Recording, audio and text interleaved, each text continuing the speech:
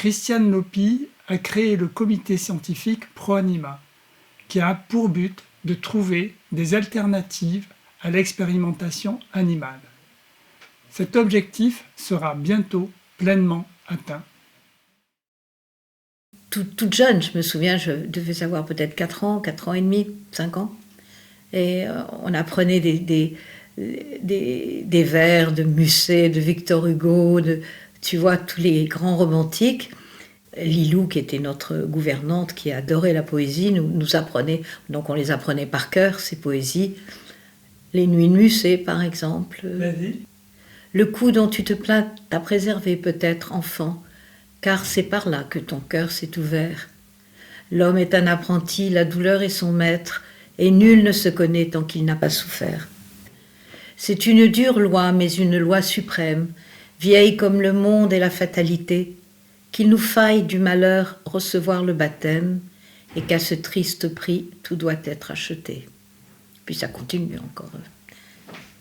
Oui. Je me suis souvent récité ce poème quand ça allait pas bien, quoi. Tu vois, quand tout allait mal. Mais tout avait très bien commencé pour moi parce que j'ai eu vraiment une enfance dorée, les environnements ravissants, des parents merveilleux qui dansaient, qui chantaient, qui jouaient du piano. Ma mère chantait à ravir.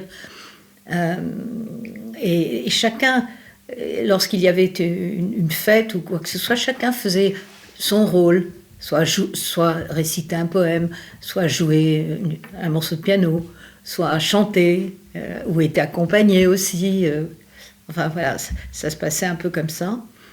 Et puis surtout dans les rires, parce que mon père avait beaucoup d'esprit, maman aussi, et c'était très gai. Je ne voulais pas partir, mais on m'a mis en pension parce que les parents voyageaient. J'en ai fait beaucoup de pensions, de pensionnats. J'ai voyagé avec mon père. J'ai fait tout le tour des États-Unis avec lui. J'avais 18 ans.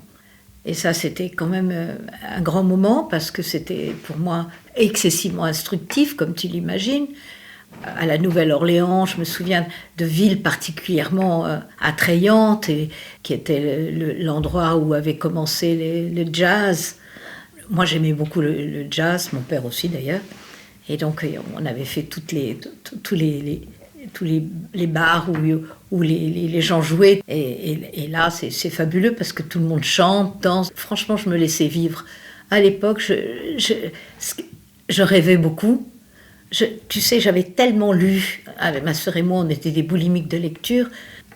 Moi, je n'étais pas tout à fait dans le réel à l'époque. J'étais imaginative et je savais pas du tout ce que je voulais vraiment faire. Je voulais, je voulais faire les beaux-arts, mais mon père me dit ça, c'est pas un métier, parce que je dessinais à l'époque. J'ai toujours dessiné d'ailleurs, ou peint ou fait quelque chose. Et non, je ne savais pas vraiment ce que je voulais faire. Je savais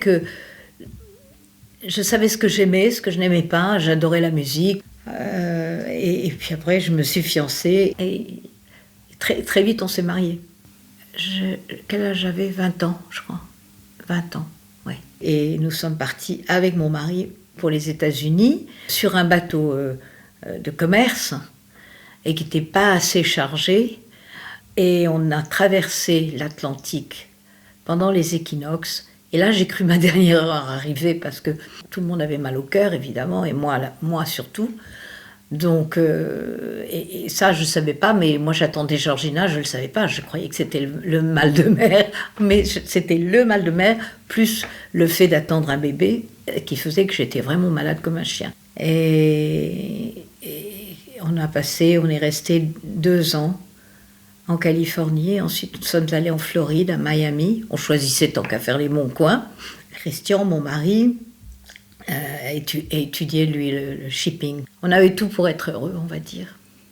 Et moi, j'ai eu Georgina, qui est née là-bas, aux États-Unis, en Californie, à Long Beach. Ça a été le grand moment quand même de ma vie. J'ai eu Georgina et je m'en occupais très sérieusement. J'avais pris des cours à la Croix-Rouge. J'ai un diplôme de nurse de nursing. Je gardais Georgina, je pouponnais, quoi. Là, si tu veux, c'est toute la partie de ma vie un peu comtesse de Ségur, si tu veux, ma période bibliothèque rose commence à ma naissance et s'arrête à peu près à mon divorce. Et ensuite, il y avait la guerre au Vietnam et nous avions des green cards. Et donc, ça voulait dire que nous pouvions demander la nationalité américaine. Et pour l'avoir, à l'époque, tout le monde partait pour le Vietnam. Et les demandeurs de cartes vertes étaient susceptibles d'être appelés pour le Vietnam. Alors ça ne nous plaisait pas ni à l'un ni à l'autre.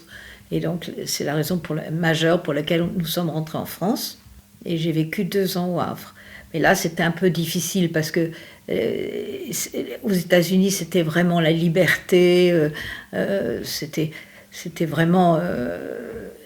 on était vraiment très libre. Alors qu'au Havre, quand on est rentré, ça nous a paru très petit, très corseté, tu vois. Et j'ai réalisé que je m'étais mariée, mais peut-être trop tôt d'ailleurs, sans savoir vraiment ce que je voulais.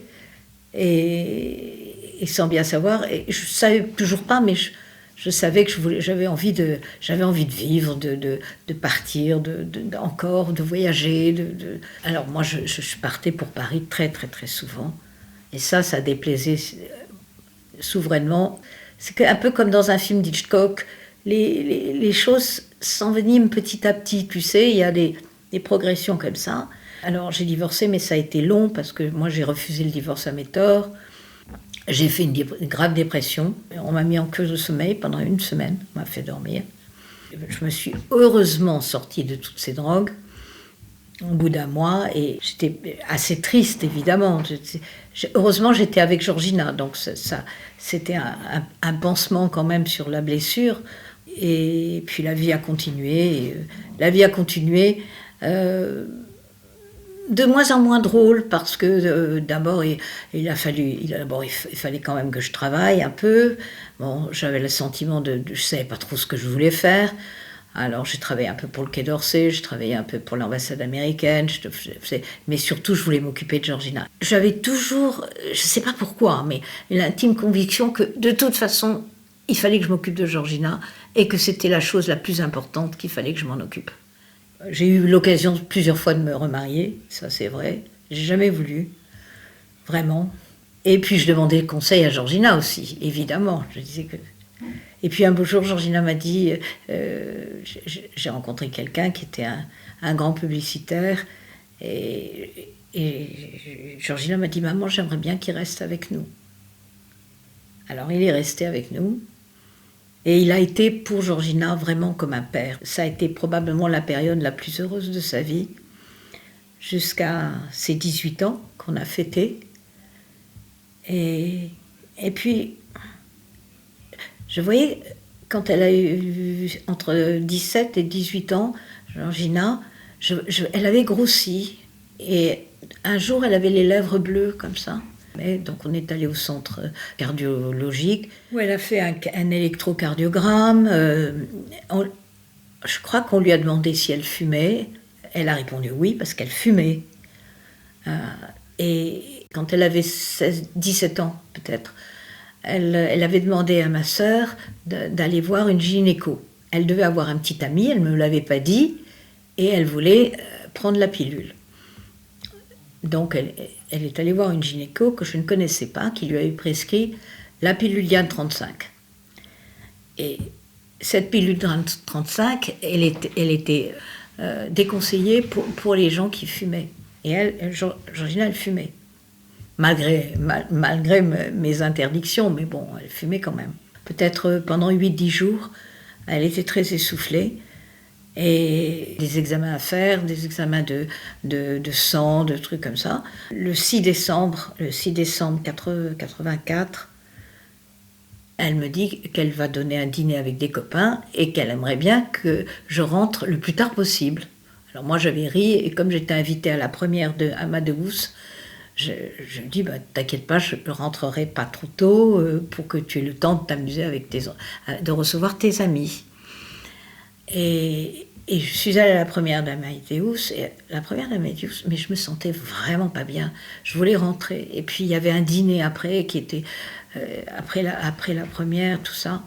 Je suis allée contrainte et forcée, j'avais qu'une envie, c'était de rentrer. Et quand je suis rentrée, il était minuit, et c'est André, le beau-père de Georgina, qui m'a accueillie, avec une tête, mais vraiment, et tout était sombre.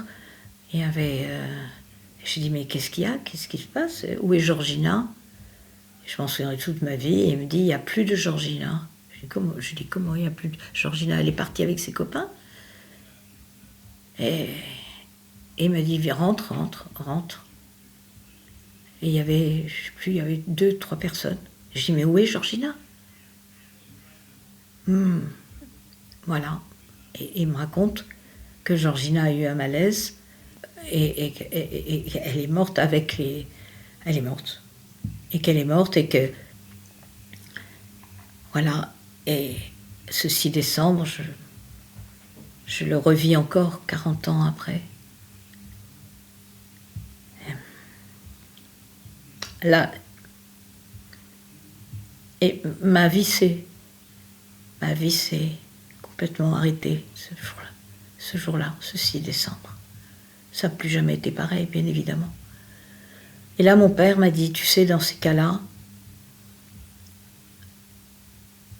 où on se donne la mort, ou si on vit, il faut vivre dignement, et les autres ne sont pas responsables du drame horrible, et il faut vivre avec le plus dignement possible. Et il m'a fait comprendre que c'était pas la peine de dire quoi que ce soit, quoi. Qu'il fallait ou vivre ou mourir, mais si on vivait, il fallait vivre dignement et le mieux possible, quoi. Le moins mal possible, on va dire. On n'est jamais préparé de toute façon pour ce genre de horribles choses. Et je remercie mes parents de m'avoir donné une éducation. Ils nous élevaient et ils ne nous pourrissaient pas. Quand nous étions enfants, si nous étions trop gâtés, nous donnions les jouets que nous préférions à des instituts de charité pour ceux qui n'en avaient pas, pour les enfants qui n'en avaient pas. On n'avait pas tout comme ça sans rien faire. Non, certainement pas. Donc, et Lilou, elle était excessivement sévère et elle exigeait beaucoup de choses de nous. Et ça m'a aidé à tenir. J'ai décidé de résister, d'essayer de vivre le mieux possible, le plus dignement possible. Et ah oui, parce qu'avant son décès, j'étais administrateur de la SPA. Et donc j'avais eu accès à des dossiers horribles de maltraitance animale. Et de temps en temps, je les amenais à la maison, et Georgina, qui adorait les animaux aussi, comme moi, regardait tout ça. Et je ne voulais pas qu'elle les voie, mais elle avait vu avec moi des dossiers d'expérimentation animale horribles. Et donc, elle avait voulu faire une manif, toujours avec moi, parce que j'en faisais des manifs avec justement Théodore Monod, à la SPA, avec Dany Saval. Il y avait plein de gens qui faisaient les manifs avec nous. Entre autres, une manif contre la vivisection, contre l'expérimentation animale. Et je trouvais que c'était vraiment quelque chose d'horrible, quoi. On prenait des innocents animaux, des vies innocentes, comme si c'était des objets, et sans tenir compte de leur souffrance du tout. Et quand Georgina est décédée, j'ai voulu savoir pourquoi, de quoi elle était décédée, etc. Et c'est là que j'ai découvert dans ces affaires la pilule Diane 35. J'ai regardé ce que c'était et j'ai vu que c'était déconseillé, absolument déconseillé aux jeunes filles qui fumaient et qui risquaient d'avoir des problèmes cardiovasculaires ou des trucs comme ça. Elle a eu une sorte de caillot sanguin qui est monté au cerveau. Elle devait l'avoir au cœur et puis le caillot est monté au cerveau. et lui a induit une rupture d'anévrisme. Très vite, je me suis dit que j'ai voulu créer quelque chose en souvenir de Georgina, pour qu'elle continue un peu à vivre, si tu veux. Je ressentais ce désir très fort qu'elle vive. Parce que finalement, quand on parle des gens, quand on se souvient d'eux, ils continuent à vivre, selon moi. Mais je sentais que c'était ce que je voulais faire. Et là, je me suis dit, mais ça, vraiment, c'est quelque chose de vraiment... Pour une fois, je savais que c'était vraiment ça que je voulais faire. Tu vois ? À la suite de ça, j'ai créé Proanima avec Théodore Monod en lui disant que je voulais absolument faire quelque chose pour trouver des méthodes alternatives à l'expérimentation animale. Alors, il m'a dit, vous avez raison, mais ça va être hyper difficile parce que il y a des lobbies de tous les côtés, ça va être très difficile, mais je vous aiderai. Donc, c'était en 1989 et il m'a toujours aidé. J'ai créé Proanima comme ça, avec 2 personnes, j'en ai pas trouvé 3. La deuxième personne, c'était François Darcourt. Il était député du Calvados. Et tous les deux, ils m'ont aidé dès le départ. On a fait beaucoup de colloques à l'Assemblée nationale, etc. Et un beau jour, dans le journal L'Impatient Alternative Santé que je recevais, je regarde et je vois la pilule Diane tueuse ou quelque chose comme ça. Donc je regarde et l'article décrivait les dangers de la pilule Diane 35. Je téléphone à Pierre Dombre, qui était le rédacteur en chef, et je lui demande la permission de le publier dans mon petit journal, tu sais, qui s'appelait La Lettre de Proanima, et qui ensuite est devenu Sciences, Enjeux, Santé, La Lettre de Proanima. Pierre Dombre, très gentiment, me donne l'autorisation de publier. Je la publie dans notre journal. Et puis, à quelque temps de là, je vais à Londres et je tombe sur le journal du week-end, le Sunday Times Weekend. Et là, il y avait une énorme couverture, The Killing Pills. Bon, ça parle de soi, les pilules tueuses. Et il y avait sur 3 pages les photos des victimes, les symptômes des victimes, et c'était exactement les mêmes symptômes que ceux qu'avait eu Georgina. Je suis rentrée en France et j'ai écrit à toutes les rédactions, pratiquement en France. Et j'ai eu une réponse, disant que oui, que c'était un article un peu farfelu, que les Anglais étaient eux-mêmes des fantaisistes, et qu'il ne fallait pas croire à tout cela. Pas d'autre réponse, à rien. J'ai écrit à l'Académie des sciences avec l'aide de Théodore Monod, qui m'avait donné tous les membres de l'Académie des sciences, une réponse, disant qu'on était des farfelus. Voilà.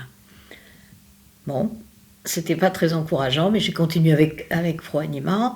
On a organisé colloques, on est allé au Parlement européen, et au Parlement européen, il y avait un intergroupe qui avait été créé par un de mes amis aussi, pour le bien-être animal. Et il m'a donné le choix. Il m'a dit, voilà, je veux passer une directive, parce que moi je suis allée le trouver un jour en lui disant, faudrait quand même faire quelque chose. Et ils avaient créé cet intergroupe. Et là, il me dit, d'accord, tu m'as convaincu, je vais passer une directive, je te donne le choix entre l'élevage en batterie, il y avait 2 autres choix, ou l'expérimentation animale. Bien entendu, j'ai sauté sur l'expérimentation animale. Je dis, c'est ça qu'il faut passer une loi concernant l'expérimentation animale pour encourager au XXIe siècle. Au XXe siècle, on n'est plus comme du temps de Claude Bernard, pour encourager d'autres voies de recherche que l'expérimentation animale. Et il a fait passer après la première directive sur la limitation des animaux employés dans les laboratoires. C'était la directive CEE 86 de mémoire, qui a donné lieu à un décret français Et puis petit à petit, on a fait des colloques avec Théodore Monod, avec François Darcourt, et d'autres gens comme Brigitte Bardot nous ont soutenus, comme Alain Bougrain-Dubourg aussi, tu vois, des gens de la protection des animaux. Et c'est comme ça que petit à petit, ProAnima a prospéré. Et là, j'étais vraiment pratiquement sûre, comme maintenant je le suis, que Georgina était décédée des effets secondaires de la pilule Liane 35. Alors là, si tu veux, je me suis dit que l'expérimentation animale était vraiment très aléatoire, que c'était probablement une des causes des effets secondaires redoutables sur tous nos médicaments, puisque la loi veut, et toujours actuellement, que tous les médicaments soient testés sur les animaux, sur 2 espèces de mammifères, dont le chien. Avec Christophe Furgère, on avait fait la démonstration Valitox, je ne sais pas si tu te souviens, pour démontrer que certaines méthodes de recherche non animale pouvaient être plus fiables que l'expérimentation animale.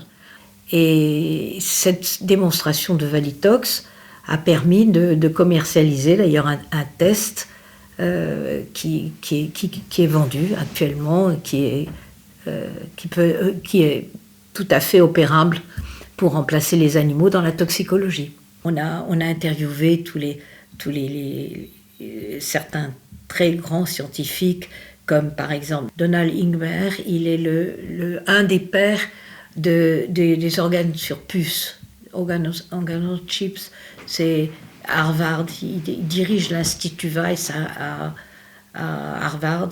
En 2013, j'ai créé le prix de la recherche non animale Éthique Science, pour promouvoir toujours la même idée que je poursuis depuis 35 ans, promouvoir des méthodes alternatives à l'expérimentation animale, des méthodes de recherche non animale, je préfère dire ça. Et en 2023, il est devenu le prix des Croix-Vernier Éthique Science grâce à un mécène extraordinaire que j'ai rencontré, un couple formidable, Corinne et Jean-Baptiste Descroix-Vernier.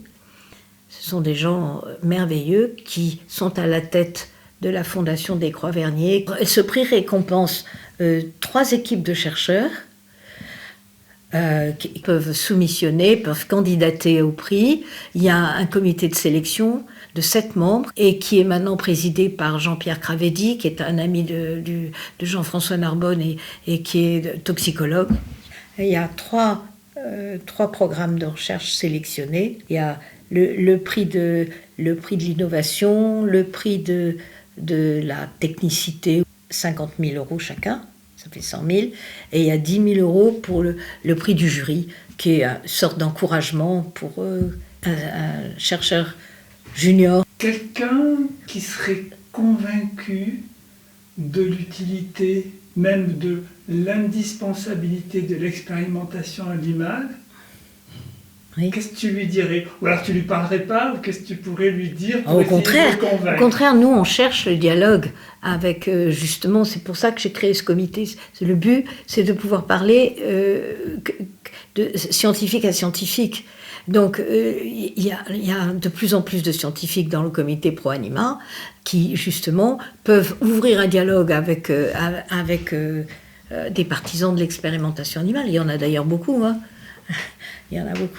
Donc, il y en a encore beaucoup, mais les jeunes de moins en moins. Au Canada, ils sont beaucoup plus avancés sur ce sujet-là. Et aux États-Unis, ils ont fait passer la loi de modernisation de la recherche, où ils ont carrément la recherche non animale à la place de l'expérimentation animale pour tester les médicaments. ProAnima est un comité scientifique. C'est une association loi 1908. Pour exclusivement promouvoir la recherche non animale, des méthodes issues des plus récents progrès scientifiques et technologiques. Le site c'est www.proanima.fr, c'est facile. Et il est très bien fait maintenant, il est très réactualisé, tout ça. Cette association, comme toutes les associations, elle ne vit que par les dons et legs et par les adhésions de ses membres, bien évidemment. ProAnima a maintenant s'est doté étant donné que moi je suis atteinte par la limite d'âge et surtout par la cécité galopante, hein, je vois très très mal. Donc c'est un problème pour moi, bien évidemment. Mais j'ai la chance d'avoir une équipe avec moi formidable. À la tête, il y a Emeline que tu connais, Emeline Goujon que tu connais. Et puis elle travaille en duo avec Lila Courteau, qui est notre responsable scientifique, qui est une fille brillante aussi. Elles sont toutes les deux très intelligentes, très brillantes, très motivées, très compétentes, très professionnelles. Plusieurs fois, tu es revenu sur ce rapport avec la souffrance. Oui. L'homme est un apprenti, la douleur est son maître, et nul ne se connaît tant qu'il n'a pas souffert. C'est ça. C'est ce que dit le poème. C'est une dure loi, mais une loi suprême, qu'il nous faille du malheur recevoir le baptême, et qu'à ce triste prix, tout doit être acheté. C'est ça.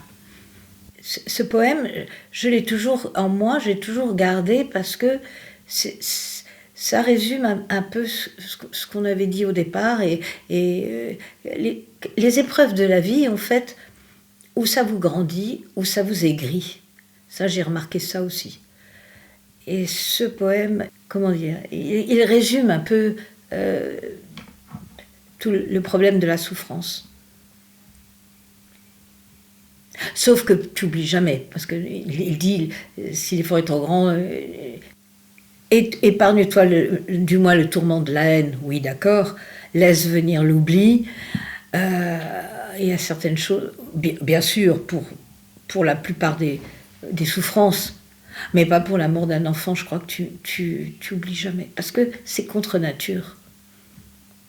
C'est pas dans la nature des choses. C'est pas normal, quoi, on va dire. Et maintenant, tu vois, à la fin de ma vie, ce que je voudrais, c'est que ProAnima perdure, se développe.